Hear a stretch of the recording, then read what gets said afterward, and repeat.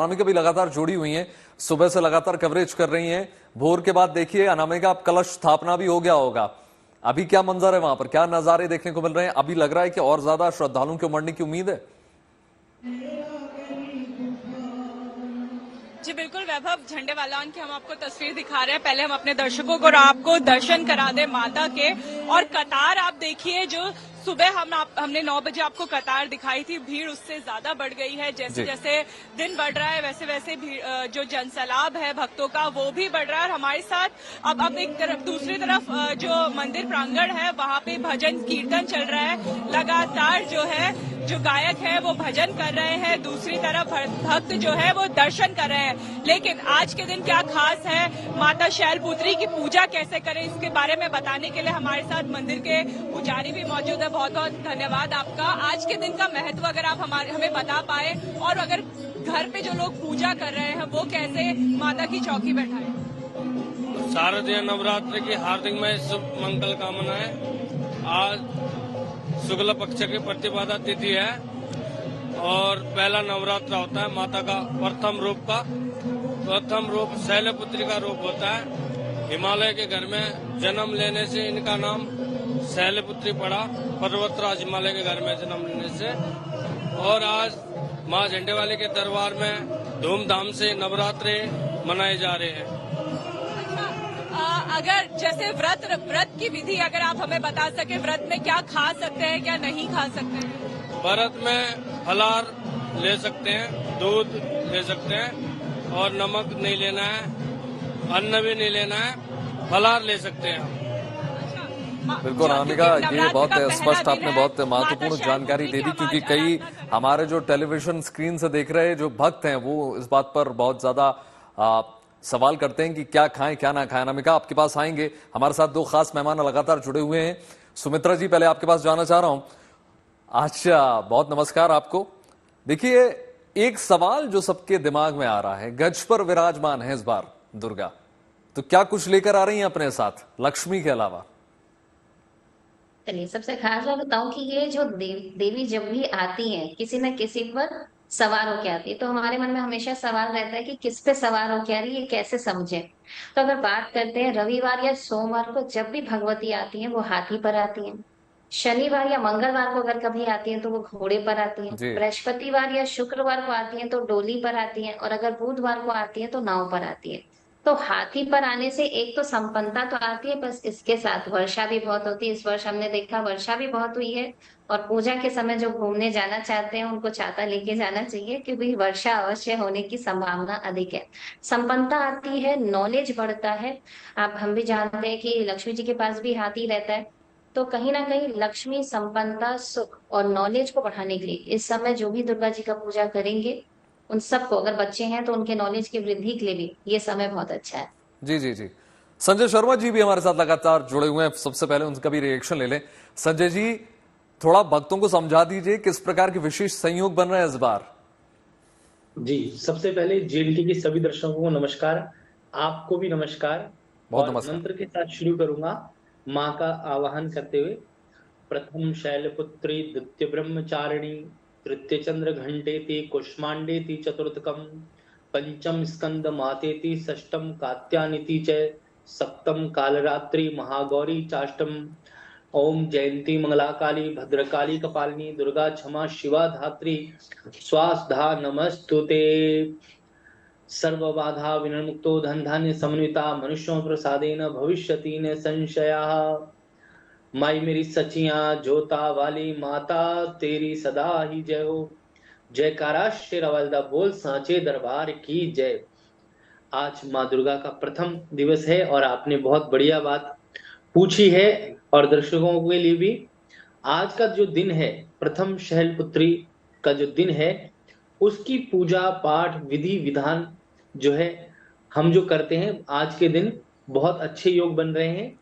और आज ग्रहों की स्थिति भी अनुकूल हो गई है जी। और सूर्य भी जो है परिवर्तित हो रहे हैं और महायोग बन रहा है, रवि पुष्य योग है आज के दिन, और कर्तरी योग बन रहा है। तो आज के दिन जो जो योग बन रहे हैं बड़े शुभकारी रहने वाले हैं।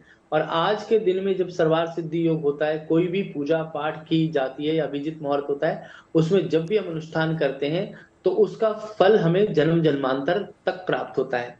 तो आज का दिन विशेष करके शैलपुत्री का दिन है, और आज के दिन जो गज के ऊपर माता रानी आई है इस बार, जी उनको से आपको धन, वैभव, लक्ष्मी, प्रतिष्ठा, मान प्राप्त होगा। और कहते हैं कि जिसकी भावना जैसी है, विद्यार्थी लभते विद्याम, अगर आप विद्यार्थी हैं तो आपको विद्या की प्राप्ति होगी। धनार्थी लभते धनम, जो धन चाहते हैं उनको धन की प्राप्ति होगी, और जो मोक्ष चाहते हैं उनको गति की प्राप्ति होगी। तो इस वक्त जो है माँ के सभी स्वरूपों की जब हम आराधना करते हैं, जी पूजा करते हैं, पाठ करते हैं, और आज के दिन विशेष करके शैलपुत्री की जब पूजा करते हैं तो सबसे पहले जो है कवच, कीलक, अर्गला स्तोत्र का पाठ करके और नवारण मंत्र को जरूर करना चाहिए। ओम नमः चंडिकाय नमः, इस मंत्र का जाप करें और पहले अध्याय से 13 अध्यायों का पाठ करें। और अगर कोई ज्यादा कुछ ना कर सके तो 32 नाम माँ दुर्गा के जो हैं उनका जाप करें। दुर्गा दुर्गा तिशमनी, दुर्गा पद्म निवारणी, दुर्गम छेदनी, दुर्ग नाशनी, दुर्गा निहंती, दुर्गा मापहा, दुर्गा माँ ज्ञानंदा, दुर्ग दैत्य लोका दुमला, दुर्गात्म स्वरूपणी। इस प्रकार से जो माता के नाम है उनकी पूजा करें। और आज का दिन विशेष करके सभी के जीवन में सुख शांति देने वाला है। और इन नवरात्रों के अंदर सबसे बड़ी महान बात यह है कि आपको को सबको जो नवरात्रों के व्रत रखते हैं जी जी उनको जो रोगों से मुक्ति मिलती है। और शैलपुत्री के लिए एक विशेष मंत्र है, ओम ह्रीम शिवाय नमः। इस मंत्र का जाप भी कर सकते हैं क्योंकि ये बीज मंत्र है, बिल्कुल इस मंत्र का जाप करें। दूसरा जो स्वरूप है ब्रह्मचारिणी का, उसमें ओम ह्रीम श्रीम अंबिकाय नमः। चंद्र घंटा के लिए ओम एम श्रीम शक्ताय नमः। ऐसे ही सारे मंत्रों का जब जप करते हैं आप, बिल्कुल तो उससे विशेष लाभ आपके जीवन में आपको प्राप्त होता है। जी जी संजय जी दूसरा, मंत्र एक शक्ति है, साउंड वाइब्रेशन है, और जब आप कोई भी पाठ करते हैं कि सभी रोगों का नाश जो है मंत्र कर देते हैं, तो दुर्गा सप्तशती का पाठ जो व्यक्ति करता है तो माता जो है उसको हमेशा वरदान देती है। लेकिन अगर प्रमुख तौर पर संजय जी, मैं सुमित्रा जी के पास दोबारा आ रहा हूं कि अगर प्रमुखता से अगर हम सिर्फ आज शैलपुत्री माँ शैलपुत्री जी की बात करूं तो उनको प्रसन्न करने के लिए क्या कुछ कर सकते हैं विशेष तौर पर? हाँ, सबसे पहले तो मैं बोलना चाहूंगी पंचोपचार आपको करना चाहिए। आपने जब कलश स्थापना कर दी, एक अखंड ज्योति जला दी, आपने जो कलश स्थापना की उस पे आम के पत्ते लगाए, नारियल लगाए, ये सारी चीजें आपने कर ली। अब आप जी हाथ में थोड़ा सा चावल लें, लाल फूल लें, और कोई ना कोई गाय के घी से बनी हुई मिठाई लें। इसके बाद ये जो अभिजीत मुहूर्त में जब हम भगवान का जब आह्वान करते हैं, उनकी जब पूजा करते हैं, तो एक मंत्र है जिसका जाप जरूर करें। पंचोपचार के लिए तो पहले हमने जल, दूध, दीप, पुष्प, अक्षत, कुमकुम, सुगंध, नैवेद्य ये तो लिया ही। इसके अलावा भगवान को कोई पोशाक भी चढ़ाएं और एक मंत्र का जाप करें। नमो देव्यै महादेव्यै शिवाय सततम नमः, नमः प्रकृताय भद्राय भद्राय नियताय गणता समता। ये बोलकर जब आप भगवान को ये सारी चीजें अर्पित करते हैं तो ये आपको भगवान से कनेक्ट करता है प्रकृति और की बात आपको करें विशेष लाभ। सुमित्रा जी, हाँ, स्वभाव की बात करें तो माँ शैलपुत्री कैसी हैं?